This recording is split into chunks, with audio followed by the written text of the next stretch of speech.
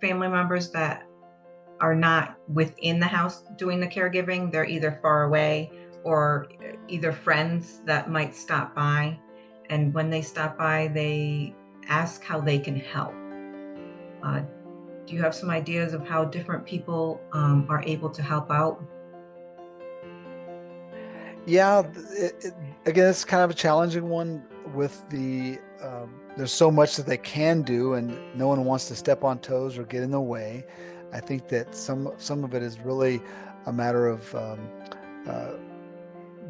putting together that group of people and really understanding what is the capability of people, what's their commitment, and what's the reality of that commitment. I think that many of us overpromise and underdeliver when it comes to favors, if you will.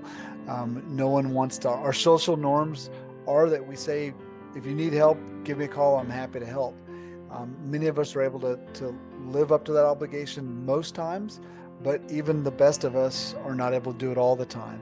So having that network that you can kind of go down the chain if you need to elicit help from other people.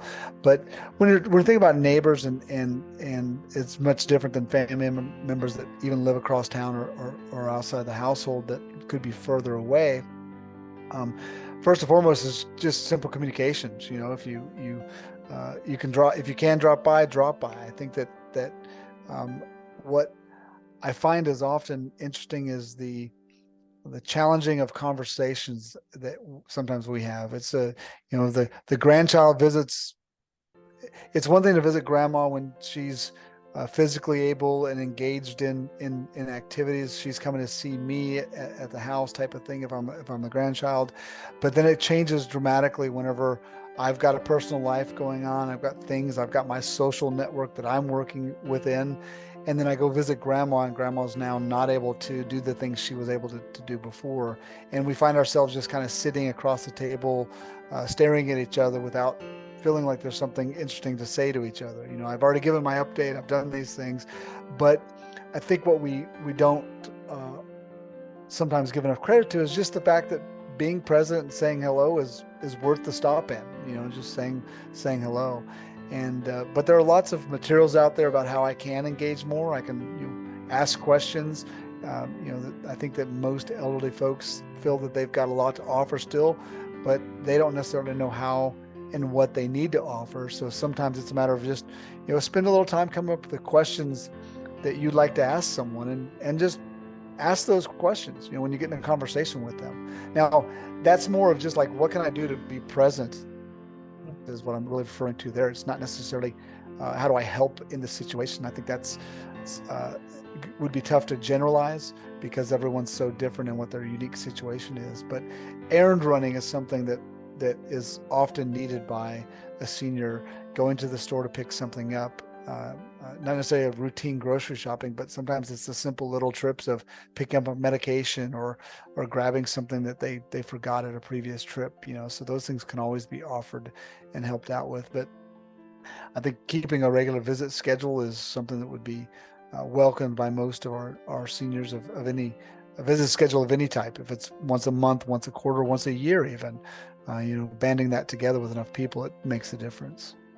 Yeah, and I agree with you with that schedule because we had when my dad was in hospice and passing away, um, he had a friend of his, and he spent about 10 to 15 minutes with him. It wasn't a long, and as you know, in hospice they recommend not having these long visitations. So it was just a quick visit, but he just kind of sat there with my dad. My dad liked listening to music, so that's what, pull it up on the phone, just Yeah, sit there. And sometimes you don't need to really talk. You're just there with that person. So, yeah, but he kept that schedule that my dad knew that he was coming at a certain time, which was really nice. yeah. That's something that actually works well on both sides. If I actually schedule it, I'm going to do it. When I say I'll stop by sometime next week, I myself with my own mom didn't stick to the schedule that I would say, and I'm here giving advice to others, and some of it is learned by my mistakes, if you will. It's a I think matter we of all go through setting that. a schedule. My wife, on the other hand, with her parents, she has a Sunday morning every single week, no matter what. They live in Scotland, so they're a full ocean away. But Wow. every Sunday they have a phone call that they have stuck to for the 27 years she's been in America. So it's definitely very Wow. achievable in that sense.